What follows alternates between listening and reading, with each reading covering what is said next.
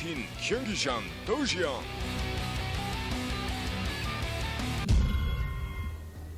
All right, so here we are, guys, over at the left position on Sandshore and Miss. We have our blue Protoss player, the third Protoss player, as a matter of fact, hailing from Team ReIGN. That is Inori.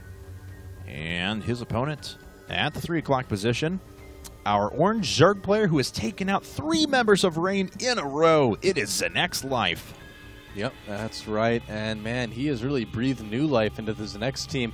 These guys, they were on the verge of being, like, done as a team. Everybody in Korea was like, oh, yeah, ZeNEX, I think I heard they're disbanding next week. That was like, I heard that weekly, that next week was going to be the last days of ZeNEX. But they kept going. They're a really close-knit group. Their players are starting to do better again. They had a lot of people qualify for Code A. So, yeah, it's a team on a resurgence here. And if they can win this match, they'll stay alive in our tournament as well. So, yeah, definitely a team to watch, I would say, in Korea here. But a team that, I don't know, a team that's having some trouble right now in this match definitely would be ReIGN. Yeah. And, you know, building on ZeNEX, though, we watched that match against OGS from the GSTL, and quite a performance there. Now, of course, OGS is still in our tournament as well. They are currently sitting in winners round 2, and we're going to get to those games here in the next couple of days. Again, tomorrow we're going to have Complexity MVP versus Empire. That'll be our final losers round 1 match, and then we're going to move right into winners round 2 after that. And don't forget, again, guys, on Saturday we are going to have IPL Fight Club. Our reigning champion, Liquid Hero, will take on the Great Horn Zerg player, MTW Demaga. So I hope you guys will tune in for that as well. 5 p.m. Pacific. Excited for that series. Demaga's always been a really solid Zerg out of Europe. Definitely one of my favorite players to watch. So it'll be cool to see what he can do against Hero. And next is first from ReIGN Inori. Yeah. Now, ZVP is not known as his strong suit. I talked to team manager of ReIGN, Frank, all the time because I work like 5 feet away from him. And yeah, they are not terribly confident in Inori's ZVP, but he is one of their best players, and so naturally they're sending him in there to try to get something done. And saying a pro player is weak in a matchup is basically saying like they're still better than nearly everybody else on the planet. Basically, yeah. Yeah, and that probe looking for a hatchery, but he's not going to find it. No. Is in the other position, in the 3rd position, but will Inori know to check for it? Well, we'll find out. Should know soon. I mean, he's like, all right, there's nothing really going on in the main, and you have no hatchery, so what's going on here? Now, you mentioned that this is a weak matchup for Inori. Typically, he's brought in as a PvP sniper, things like that. Oh, because he's amazing in PvP. Yeah. He just doesn't lose PvP. Like, he walked into the IPL 3 champ bracket, and he was, for him, fortunate enough to come up against Huck and MC, actually MC before Huck, knocked them both out of the tournament, and that was pretty incredible to watch, actually. That was pretty crazy, yeah. He was doing a lot of really neat builds here. Now, he has won some online events. I remember one a while back last year where he did win a best-of-5 against Boong Boong Prime, who's a pretty decent Zerg player. I'd say he's at least on the ZeNEX.Life level of skill anyway. Yeah. So Inori is completely capable of beating, you know, good Zerg players as well. But he does definitely go into the matchup with a little bit of, maybe a little bit more nerves than something like a PvP or PvT. Yeah. And I don't know, did he ever scout that 3rd hatchery there by Life? I think he has. Let's go ahead and take a look at his vision. Okay, yeah, he has. Okay. Good, okay. So he's seen that. He's going to make his way in, and he is going to see the natural as well. And besides the 2 lings that are sitting on the field for Life, he's done nothing but produce drones, which is what you've got to do when your opponent goes Nexus first and you can't break it. So there we have it. Lots and lots of probes. A good economy up for Inori as well. We'll see if he decides to go the same Stargate route that his teammates did before, or if he's going to switch things up a little bit. I got to say, I'm really enjoying watching Life play. He's doing a lot of kind of tricky, cool stuff, trying to get into the head of his opponents. And so far, it's been working pretty well, too. So we'll have to see how he plans to continue doing that. I mean, this is a guy who is building a Nidus Worm on Shattered Temple. You know, he seems to like going Hydralisks quite a bit against Protoss, but not in sort of a standard way. He tries to kind of get them in certain situations. He seems like he's able to react to things very well for a Zerg player. Well, and Nori just building all of his gateways up at the front, trying to make a 2-deep wall or something along those lines. As he's got both of his zealots outside now, so he'll just continue the warp-ins out there as well. And this is going to be a 4-gate for now. We'll see if any more come up in a bit. Of course, +1 is already on the way. Yep, normally you do get that upgrade going pretty quick when you get a Forge Expand.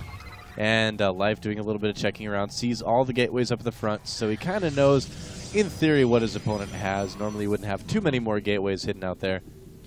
And we'll see if there's any that follow up for Inori, if he's just going to try and hit a quick +1 here. Life, on the other hand, he is going to his Roach Warren and Layer Tech. No surprise there. What I have noticed, though, is that this guy does wait on Evolution Chambers a lot longer than some Zerg players do. Yep, he's pretty confident in his ability to take out air units with Queens. Looks like Inori is going to do some pressure here off of 4 gateways. You can see he's been saving up some resources for some warp-ins.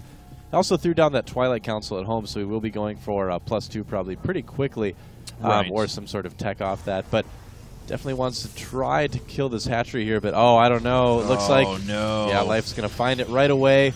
There are a lot of Zealots, though. They don't have +1 quite yet, and the probe did go down as well, so a little bit longer reinforcement time, but nothing too bad. 5 seconds, 4, 3, 2, 1, done. And we have +1 weapons out now for those Zealots. Oh, but it looks like the pylon may go down, so this is all the Zealots that will sit out there. Inori going to try and run back, but that pylon is done for. I don't know what Inori was thinking there, leaving the pylon like that. Yeah. It just obviously did not work out very well for him here. I mean, those roaches are going to be able to kite all day. Right. He's going to kill a lot of Zerglings, but he's definitely not going to kill the hatchery like he kind of wanted to. Right. And those Zealots are going to be lucky if they get home as well. I don't think all of them are going to survive. So a little bit of a blunder there from ReIGN Inori. Yeah, looks like he's going to try and double back and pick off a couple of Zerglings, and he's starting to recover shields a little bit now. He's got an additional 2 gateways coming up, so 6 gates with Blink, actually. No other continued +2 or anything along those lines. Yep, that's right. And unfortunately, he really doesn't have anywhere to go. He's going to back himself up to the photon cannon, maybe some chains of force fields down underneath so he can trap those roaches. Tower defense, apparently. Oh, you can walk right in there. There is a gap in that wall, too. Yep, I think that's intentional, though. Oh, that one has to be, I don't think stalkers can fit through that, so but they can blink out, so I guess that's okay. Yeah, I suppose that'll work, but of course anything that walks out of the robo is going to have a tougher time, unless it's Colossi. But yeah, well, that'll be a point where he'll probably destroy something in it. Sure. Go for it. So, Life goes home. Going to try to continue to macro up a little bit there. In the meantime, he's getting some roach upgrades, getting his 1-1, getting Burrow as well. Oh, and adding on an infestation pit. Life and goes home. A macro hatch. That sounds like a Tom Petty song to me. I don't know why. Life goes home. Life goes home. But we have Burrow coming up now out of that lair. Also an infestation pit, as we said. And looks like an observer does get a pretty good view of what's going on. Drops down a changeling as if to say, ha-ha! Oh. Yep. And let's see, robotics facility is just about to finish up. So Inori can fit through there. Okay. Inori does have a better fighting chance, though, than it seems like his Protoss teammates have been able to show. Yeah, I mean, he's definitely not in any sort of really hugely dangerous situation right now. I mean, the supply isn't as important in ZVP. I mean, you can see he's about 20 supply down, but that's actually pretty much even in Protoss versus Zerg. It's where you get like 50, 60 supply up, then you need to start worrying a little bit. But Protoss units are much more kind of beefy and survivable. Sure. So you can get by with having a little bit less supply at this point in the game. Pretty cost-effective as well. We do have 5 infestors now coming up for Life, though, with that macro hatch.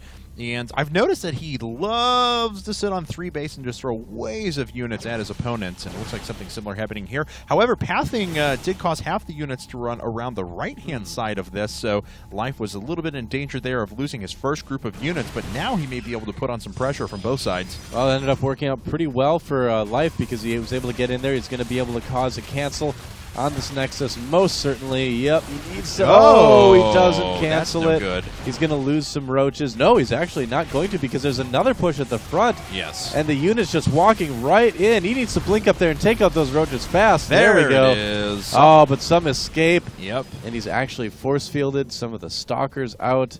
So he's going to run up with a few more units here. I'm not sure why these roaches are actually running up through the front, though. That was a little bit of a blunder from ZeNEX.Life, but he is going to take out a few probes now and do a little bit more economic damage. Take a look. He's killed 9 workers, 10 workers this entire game, going up just a little bit, but most of his attack army is going to get flattened. Yeah, I would say so, but I mean, his units are rather replaceable, right? And the stuff that Inori is losing is not quite as replaceable, so it's kind of bad. I mean, now he is about 40 supply down. This is kind of cause for concern. He lost his 3rd base. His opponent is taking a 4th base. Inori either needs to expand and keep those bases, needs to take some sort of economic risk, or he needs to get in there and kill his opponent right now because the game is very quickly spiraling out of control for our Protoss player. Yeah, this is going to be a little bit harder now. Looks like heard some fungals down a second ago, maybe trying to trap some observers there. But let's see here. Is Inori's going to make his way up now? He's got +2 attack, so he's on a very strong army at the moment. But, of course, he's going to need, as you said, to do economic damage to start to do it now. Otherwise, he's going to fall way behind. And one force field gets put down. Those Zerglings running away immediately. We have +2 ranged attacks coming up here very soon. Yes, Space Shark is flying around. We've got it. Oh, but all those units are grouped up, and Fungal's starting to hit the vast majority of them, including all of the sentries. Oh, that is a lot of damage from fungal growth, and there go most of the sentries. Well, about half of them right there. Inori, though, still is a very strong army. I don't know if it was very smart for Life to go ahead and attack here. I think it was a little bit overly aggressive for him to push in with those units. Does manage to find that observer. Nice snag there to see that. Yeah. Really good eye by ZeNEX.Life. And, you know, again, he is keeping Inori from taking that third, which is really kind of the biggest thing that's going on right now for him. Yeah, I mean, as a result of that, I mean, he's been able to max. He's making resources now. He's going to Hive Tech. He's going to Spire. He'll eventually be able to lead into Broodlords very soon, all before his opponent sits on any more than 2 base. So. Burrowed Roaches there, too. They're going to be able to keep an eye on things. Yep. Pop out and maybe kill a probe. Yeah. Inori keeps coming back, but it looks like ZeNEX.Life is moving through the front now as he's refusing to put up. There we go. Finally, one more Overlord finishes up so we can go to 200 out of 200 supply. And looks like those Roaches. Oh, this is kind of smart. They're just trying to pull the units away so that Life can run right through the front. Such a smart unburrow there. Yeah, ZeNEX.Life has been playing really smart all day, doing those little maneuvers like that. This is still going to be a difficult fight for him to win. All those Stalkers are in +2 weapons. The fungal will keep them from blinking, so that's going to help a little bit. Oh, the Immortal in the back, too, not able to fire.